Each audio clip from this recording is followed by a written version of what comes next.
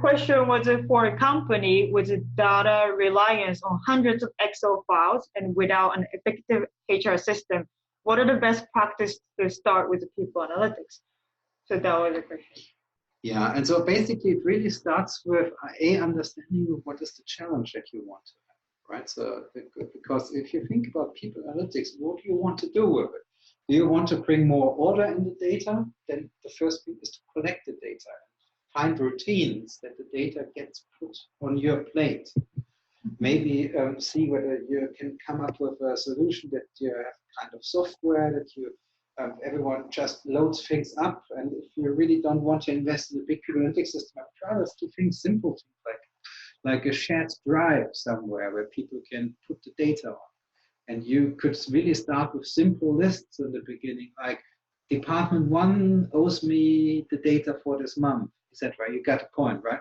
The next thing is that it's important to really understand that each data set that you get gets a connection to the people involved. Because if you don't have the unique identifiers, you're not able to understand what actually the data points are that that you're dealing with, which person is connected to it, the less it helps you. So basically, it could be that you have really good data, but since there is no connection to any person, you can't use it because it doesn't help you to understand how this influences certain individuals or groups.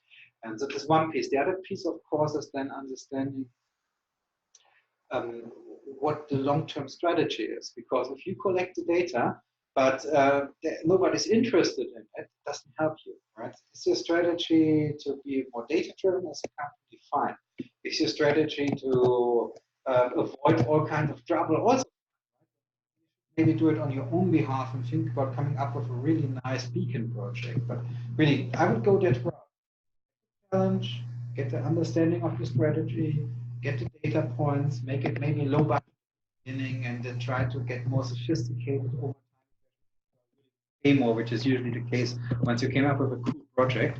Yeah, and then really have this consistency, and then really it's more diplomacy and more the ability to do almost detective and really automating it in the first